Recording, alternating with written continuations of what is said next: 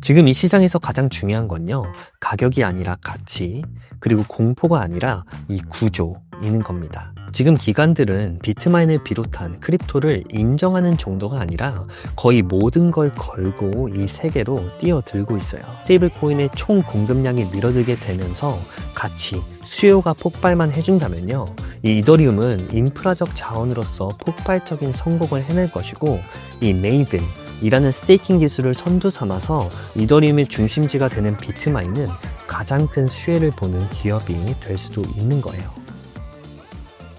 혹시 지금 비트코인이나 이더리움, 비트마인 같은 암호화폐 자산을 보유하고 있으면서 패닉이 오기 시작했다면요, 그러지 마세요. 그 순간이야말로 이 시장과 선동하는 사람들이 원하는 진짜 항복선언이기 때문입니다. 언제나 악재는 호재보다 더 또렷하게 보여요. 그래서 우리는 늘 음의 수가 양의 수보다 많아 보인다고 느끼고요. 실제로는 이 음의 영향력이 더 크게 체감되는 가짜 국면에 빠지게 됩니다. 지금이 바로 그런 시기인 거죠.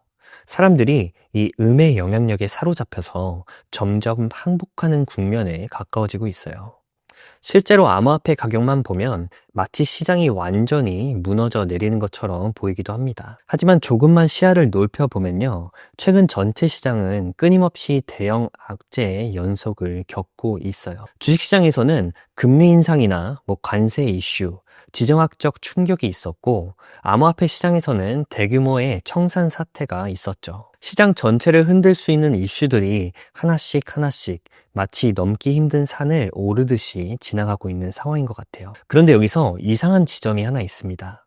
악재의 성격은 비슷한데 주식시장은 잘 가고 있고, 반면에 크립토 시장은 그렇지 못하다는 점이에요. 비트코인과 이더리움은요, 지지부진한 흐름을 보이고 있고, 이 크립토 시장 전체는 마치 구조적으로 망가진 것처럼 느껴진다는 거죠. 하지만 여러분, 괜찮습니다.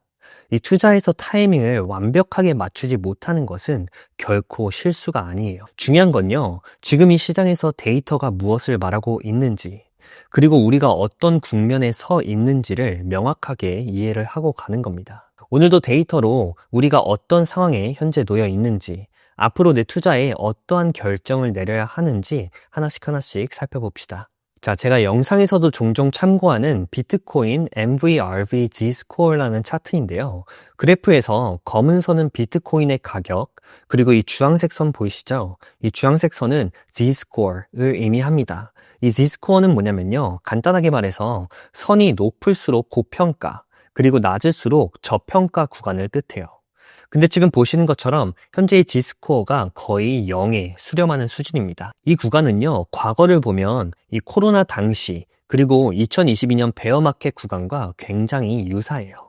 즉 데이터 기준으로 보면요, 비트코인은 지금 고평가 구간이 아니라 저평가 영역에 들어와 있다고 해석을 할 수가 있겠죠.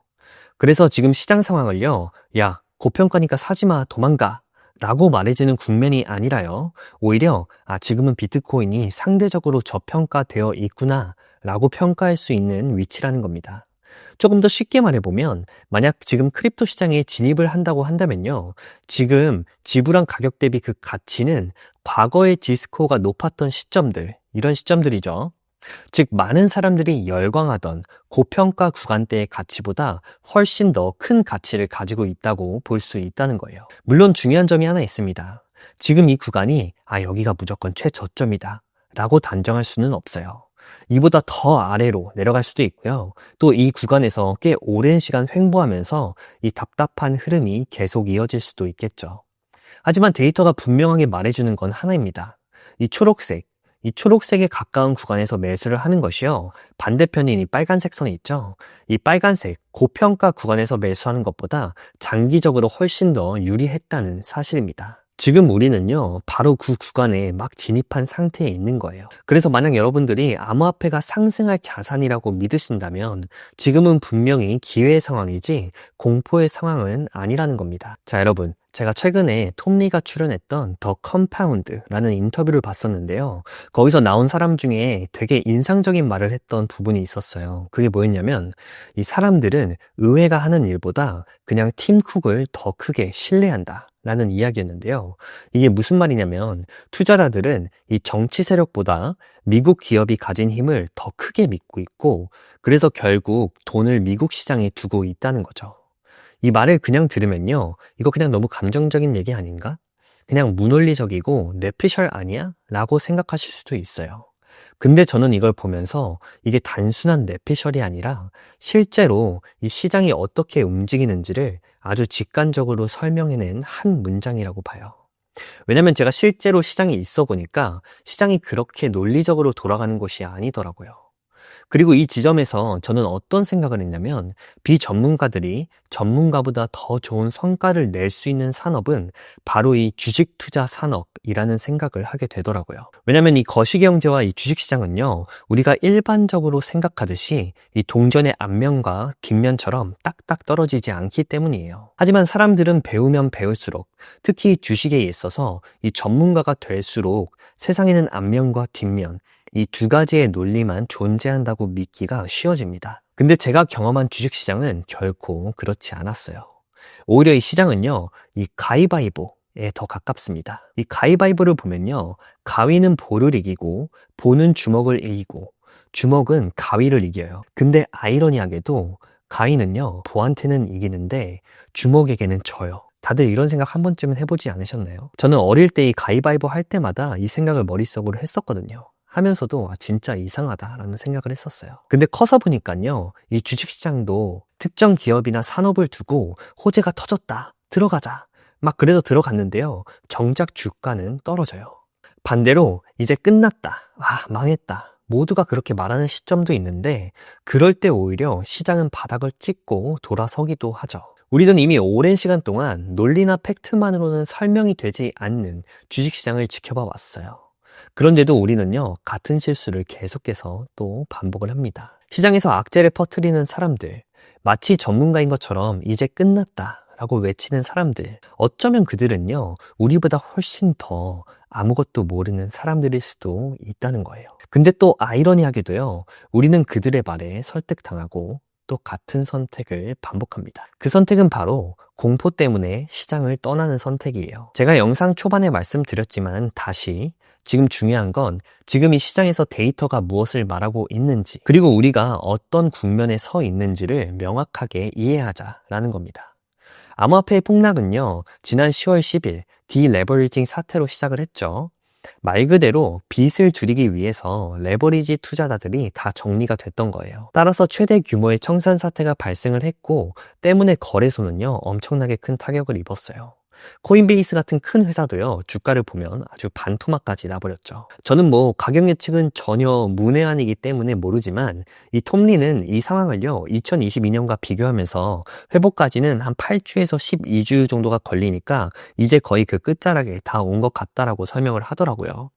그럼 저는 이 톰리가 제시한 방향성에 대한 근거를 또 찾아봐야 됩니다. 그리고 그 근거를 하나씩 찾다 보면요, 당연히 세계 금융의 중심인 월스트리트가 등장을 하게 됩니다. 지금 개미들은 혼란에 빠져서 자산을 매도를 하고 있는데요, 같은 시각 월가를 보니까요, 그들은 조용히 본인들의 금융 인프라를 이더리움의 블록체인으로 옮겨오고 있습니다. 예전에 월가가 크립토를 바라보던 시각을 생각해보면 그냥 막 실험하는 정도, 약간의 의심이 섞인 실험 정도였는데요. 지금은 실제로 본인들의 결제 레이어를 블록체인에서 다시 한번 재규정을 하고 있죠. 그래서 이렇게 업계 전문가 톰리의 방향성 제시와 또 그를 바탕해주는 이 근거를 보면서 우리는 지금 암호화폐가 미래다 라는 믿음을 가지고 투자를 시작하게 되는 건데요. 이 질문에 대한 좀 더 디테일한 질문까지 한번 들어가 보자면 이런 게 있습니다. 그 중에 뭐가 미래인데? 라는 겁니다.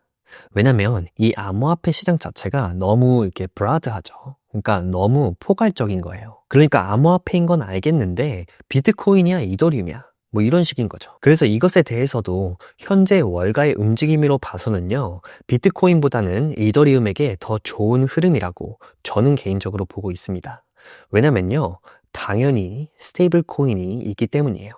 이 스테이블 코인은요, 이더리움을 통해서 만들어지고 있죠. 이더리움은 지난 10여 년 동안 네트워크 자체가 다운이 되거나 해킹된 적이 단 한 번도 없습니다. 그냥 제로예요. 이 말은 이더리움의 안정성과 또 가동률이 사실상 100%에 가깝다는 거죠. 이번에 실적 발표를 했던 이 테더라는 스테이블 코인사를 봐도 마찬가지입니다. 현재 약 1,850억 달러 규모의 자산이 토큰화되어서 운영이 되고 있고요. 그중에 대부분이 이더리움 안에서 발행되고 있습니다. 이건 단순한 가격 이야기가 아니에요. 실제로 국제 금융 시스템의 일부가 이더리움 안에서 작동을 하고 있다는 증거가 되는 거죠. 그래서 제가 다시 한번 말씀을 드리고 싶은 건요. 지금은 가격에 집중할 때가 아니라 가치에 집중을 해야 되는 시점이라는 겁니다. 제가 느끼기에 이제 개인 투자자들은요, 예전과는 많이 달라요.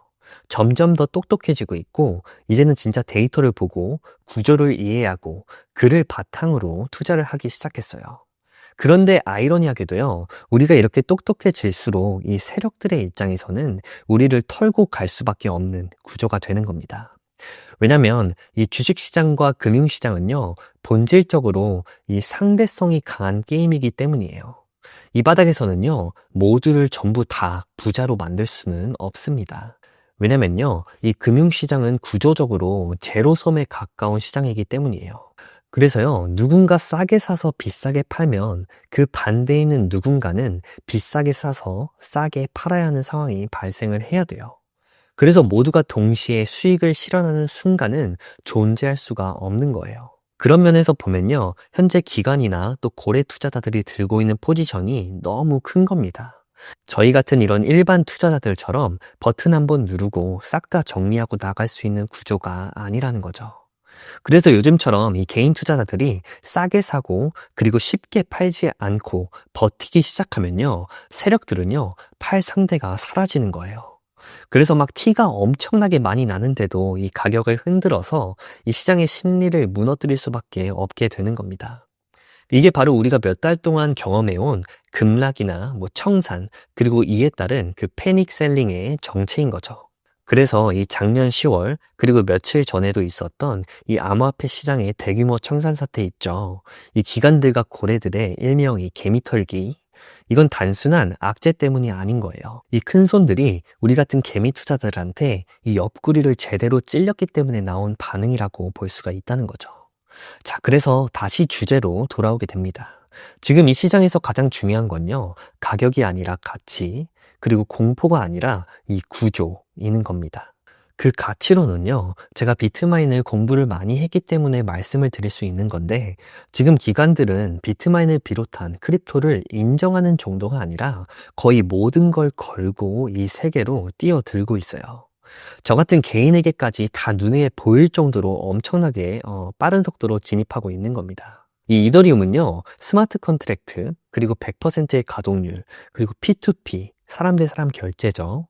이런 것들을 모든 걸 다 처리할 수 있는 유일한 블록체인이에요. 그래서 그를 실제로 잘 활용하고 있는, 아까 설명드린 이런 테더 같은 기업이 고작 약 300명 정도의 직원을 가지고요, 5만 명, 8만 명의 직원을 가지고 있는 이 골드만삭스나 모건 스탠리보다 더 많은 이익을 내고 있는 겁니다.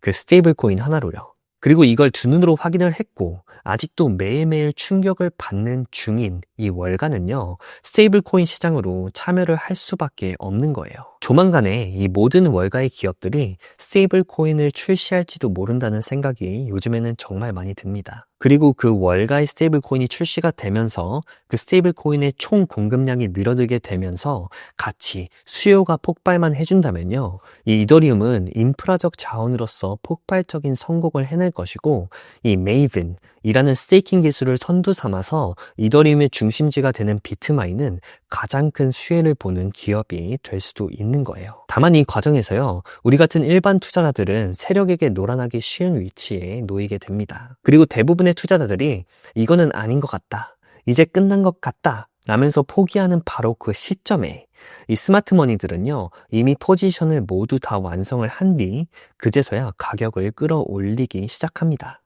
그리고 진짜 문제는 그 다음인데요. 이 시점이 투자자들에게 오히려 더 힘든 이유는 이 스마트머니가 출발을 끝낸 이후에는요, 이 일반 투자자들이 진입하기 어려운 온갖 안 좋은 뉴스와 그 내러티브들이 한꺼번에 쏟아져 나오기 때문입니다.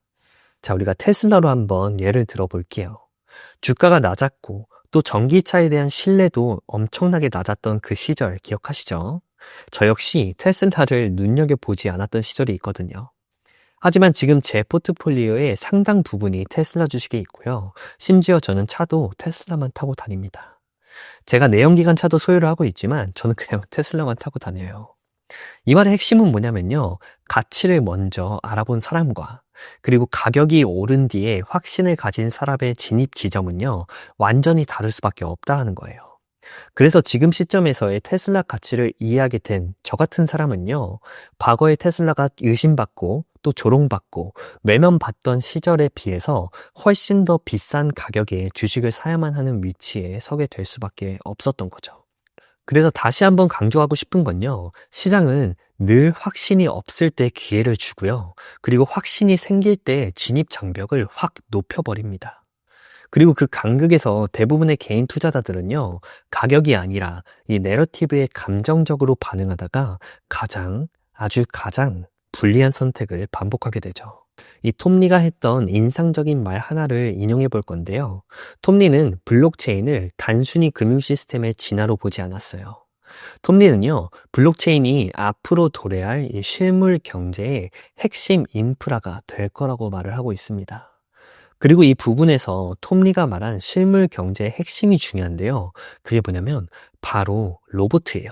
다들 아시다시피 앞으로 AI와 휴머노이드 로봇은요, 선택이 아니라 필수적인 생산 인프라가 될 가능성이 아주 크죠.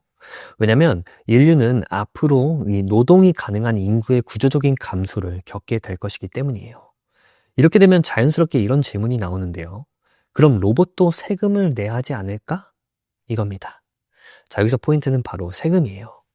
이 에이전트형 로봇과 AI가 실제 우리 삶에 깊숙하게 들어와서 생산성을 만들어내고 또 막대한 경제적 가치를 창출해내게 된다면요. 국가 차원에서는 그 활동만으로도 이 GDP를 엄청나게 끌어올릴 수 있는 요소가 될 거예요. 따라서 국가가 더 이상 사람에게 세금을 많이 걷지 않아도 될 정도의 세수를요, 이 로봇과 AI를 통해서 확보를 할 수 있게 된다는 거죠. 여기서 등장하는 게 바로 마이크로 과세인데요. 이 마이크로 과세라는 건 아주 작은 단위의 경제활동 하나하나에 이 초미세 단위의 세금을 자동으로 부과하는 방식입니다. 자, 지금 현재를 보면요. 인류의 과세 구조는 이런 식으로 발생을 하죠.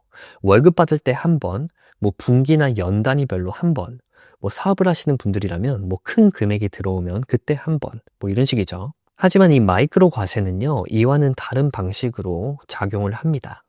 이 로봇이 물건을 하나 배달을 할 때마다, 혹은 뭐 AI가 이미지를 하나 생성을 해줄 때마다, 뭐 아니면 자율주행차가 100m를 이동을 할 때마다, 그러니까 그 마이크로적인, 그 미세한 순간마다요, 10원씩이라도 자동으로 세금이 부과되는 구조인 거죠. 자, 그리고 포인트는 이건데요. 이 구조는 기존 금융 시스템으로는 불가능하다는 점입니다.